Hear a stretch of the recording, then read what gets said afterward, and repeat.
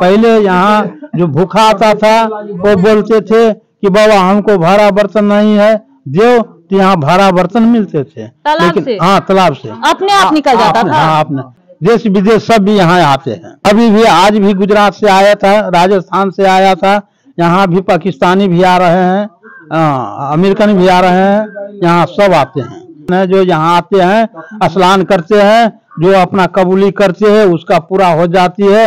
नमस्कार, मैं हूं सोनी झा और आप देख रहे हैं न्यूज मिशन इंडिया। अभी हम मौजूद हैं नेपाल के जनकपुर के पुरंदाहा में और ये जो जगह है ये परशुराम तालाब के नाम से ये जगह काफी विख्यात है। और यहाँ के बारे में बताया जाता है जो परशुराम जी जो कि भारत में जन्म लिए थे लेकिन बाद में वो यहाँ पर आकर के रहने लगे थे, इसीलिए ये जो जगह है वो परशुराम तालाब के नाम से विख्यात है। और यहाँ पर ये जो तालाब है ये तालाब परशुराम तालाब कहलाता है और बगल में ही सीता कुंड है, क्योंकि सीता जी यहाँ पर नहाया करती थी, सीता जी यहाँ पर रहती थी।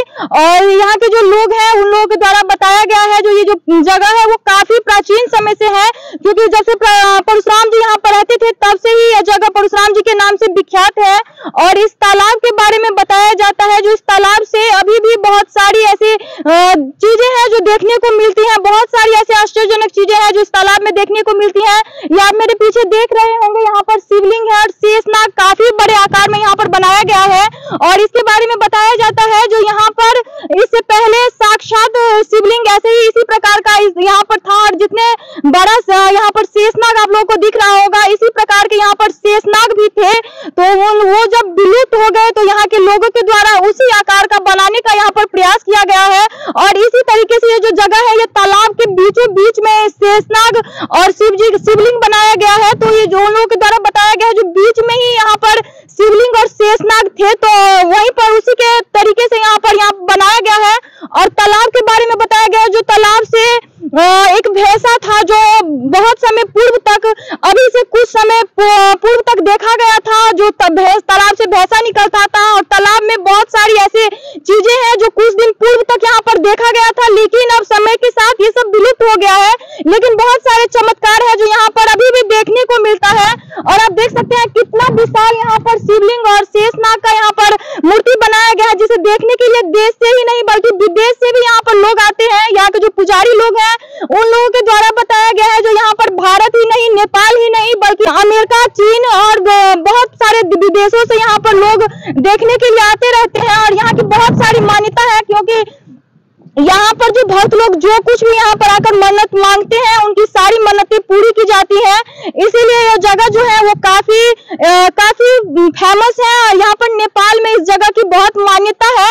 तो यहाँ के जो पुजारी लोग हैं उन लोगों से इस जगह के बारे में बात करते हैं और जगह के बारे में जानने की कोशिश करते हैं, क्योंकि जो नेपाल है, नेपाल ही नहीं बल्कि भारत और विदेशों में भी इस जगह की मान्यता बताई गई है। जो इस जगह पर जो भक्त लोग आकर के मानते हैं उनकी सारी मनोकामना पूरी होती है। तो यहाँ के जो पुजारी लोग हैं उन लोगों से बात करते हैं और सारी बातें जानने की कोशिश करते हैं। बाबा, सबसे पहले तो हमारे चैनल में आपका स्वागत है, आप अपना परिचय दीजिए। ये हमारा नाम भूतनाथ बाबा नेपाली है, हम यहाँ का रहने वाला है। ये स्थान पुराना है, मंदिर ये पुराना है। इस स्थान का नाम क्या है? परशुराम तालाब इसका नाम है। इस जगह का प्राचीनतम इतिहास क्या है? इतिहास यही है जो जब पहले तो ये मिथिलापुरी जनक का राज था, ये जनक का सरोवर है। इसका नाम पहले जनक सरोवर थे और ये दक्षिणवारी पोखरा जो है जो वो सीता तालाब है, सीता स्नान करते थे यहाँ, उसका नाम सीता कुंड है। ये जनक सरोवर था, जनक राज था, वही राजा ने खनवाया था। ये तो प्राचीन का ये है। जो राम का जन्म भूमि था भारत में, अरुणाचल में पड़ते हैं। वहां उसका क्या हुआ, जो बानासुर का राज था, वहां बानासुर ने परशुराम जी को, माता पिता को हत्या कर दिया।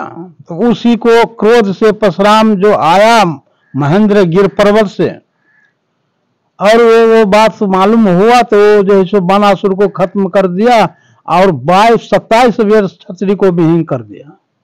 क्षत्रिय को जो नाश कर दिया तो उसका पाप लग गया।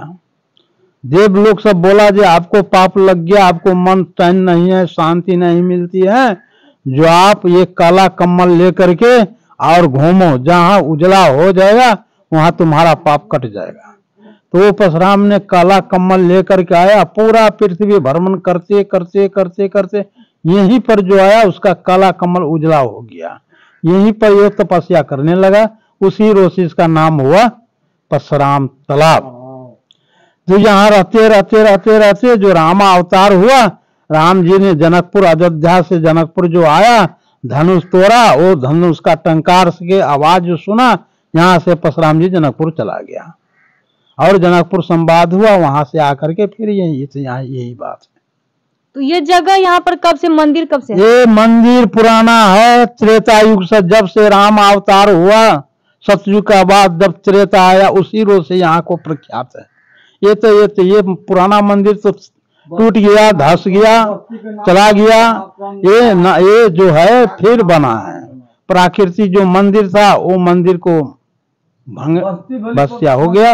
एक गांव का नाम अलग है, बस्ती है, और ये परशुराम तालाब है। ये पुराना मंदिर था, जो पुराना मंदिर था 82 फीट का, वो भूकंप आया, उसको खत्म कर दिया। और यहाँ पर देखा जा रहा है जो परशुराम तालाब जो है, परशुराम तालाब में शिवलिंग है और शेषनाग भी है, इसका क्या इतिहास है? ये जो शिवलिंग है ना, ये जो नाग जो है ना, ये जो 22 हाथ का ये था और 84 फीट का ये नाग प्राकृतिक इसमें था, अभी भी है। अब तो वो लुप्त हो गया। वही को जो है, जो मूल्यांकन कर करके उसका नक्शा देख करके वो मंदिर शिवलिंग बनाया हुआ है। यहाँ पर पहले से था? पहले ही से था। यहाँ प्राकृतिक, यहाँ मछली था जो 11 हाथ का, 11 साढ़े 13 फीट का, यहाँ पर सोना का मछली था। वो मछली भी अभी लुप्त हो गया है।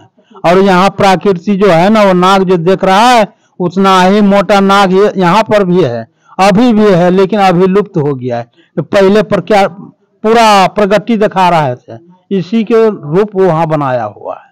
अभी भी जो है, अभी लुप्त हो गया। यहाँ भैंसा भी है, भैंसा यहाँ पर निकलता है, यहाँ पर दरब खजाना वो भैंसा को पीठ पर लदा हुआ है, अभी भी निकलता है, लेकिन अब उतना नहीं निकलते हैं। पहले जो निकलता था तो यहाँ वहाँ को खेती बाड़ी जमीन, उसमें जा करके धान वाली चढ़ जाते थे, मरुआ वाली चढ़ जाते थे, और उसमें जो है 20, 25, 40, 50 जो चांदी का डल्ब वहाँ छोड़ करके अपना यहाँ तालाब में आते थे। तालाब में से भैंसा निकलता था? तालाब में से भैंसा निकलता था। ये कब की बात है? ये अभी पुरानी बात है। ये हमारा सबके ये हुआ ना, अभी इतना बड़ा था तो वो हम सब लोग देखे थे, लेकिन अभी भी लुप्त हो गया है। आप लोग देखे हैं तालाब से भैंसा निकलता था? हाँ, और यहाँ पर भी ऐसे ऐसे झिकिर लगाया हुआ, इसमें संदूक भी है, तमेरी भी है, इसमें नाव भी है, इसमें सोना का मछली भी है, ये सब है। अभी लुप्त हो गया। कभी कभी अभी भी दिखा रहे हैं, लेकिन उतना अब नहीं दिखा रहे। पहले यहाँ जो भूखा आता था वो बोलते थे कि बाबा हमको भाड़ा बर्तन नहीं है, जो यहाँ भाड़ा बर्तन मिलते थे, लेकिन हाँ तालाब से अपने आप निकल जाता था। हाँ अपने, लेकिन यहाँ भारत को जो आया एक मंगना, वो उसको लेकर के चले जाते थे, वो भी फिर अंधा हो गया, फिर आकर के यहीं रख दिया, उसी रोज से यहाँ से लुप्त हो गया। अब माल खनजा इसमें कुछ नहीं मिलता है। और यहाँ पर विशेष पूजा कब की जाती है? इसमें विशेष ये पूजा है, अपना हिंदू धर्म के लिए में अपना ये विशेष है। यहाँ छठी पूजा होता है, एकादशी भी होता है, और क्या कहता है जितिया भी होता है, और सोमवारी भी होता है, और अभी पूजा भी होता है। यहाँ बहुत प्रख्यात है। तो यहाँ पर इस समय विशेष भीड़ भी होती होगी? अरे बहुत भीड़ होती है। कितनों की संख्या में लोग आते हैं? और देश से भी लोग आते हैं या विदेश से भी आते हैं? देश विदेश सब भी यहाँ आते हैं। अभी भी आज भी गुजरात से आया था, राजस्थान से आया था, यहाँ भी पाकिस्तानी भी आ रहे हैं, अमेरिकन भी आ रहे हैं, यहाँ सब आते हैं। रोज रोज 100, 200, 400, 500, हजारों हजार के भीड़ में। और पर्व जो होता है तो लाखों लाखों को भीड़ यहाँ होती है। और यहाँ की मान्यता क्या है? क्या कुछ खासियत यहाँ की होगी, इसी वजह से लोग यहाँ पर आते होंगे? अरे वही सोर्स, वही परशुराम जी का प्राकृतिक देन है, जो यहाँ आते हैं, स्नान करते हैं, जो अपना कबूली करते हैं उसका पूरा हो जाती है, वही आकर के यहाँ भोज भंडारा चलाते हैं।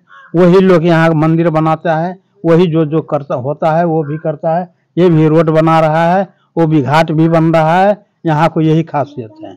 जो अपन यहाँ पर जो ये सड़क और ये जो मंदिर से बनाया गया है, ये सरकार के द्वारा नहीं, जो लोग की मान्यता पूरी होती है उन लोगों के द्वारा बनाया जाता है। सरकार भी देती है और लोग को जो मान्यता होता है वो भी बनाती है। यहाँ को यही खासियत है। जो ये जो है कल्प वृक्ष है। यहाँ जो परशुराम जी तपस्या किया, ये तो पुराने गाछ तो खत्म हो गया, उसी को पेड़, उसी को खून जो जड़ था बाकी, उसी में से ये प्राकृतिक जन्मा हुआ है। ये इसका नाम है कल्प वृक्ष। यहाँ कल्पना करता है, यहाँ कल्प कर करके भगवान यहाँ से जो इच्छा है वो पूरी हो जाती है। फिर वही आते हैं, साधु संत को दान प्रदान करते हैं, सेवा करते हैं, मंदिर बनाते हैं, घाट बनाते हैं, जिसका जो मर्जी होता है वो करते हैं। यही इसका खासियत है।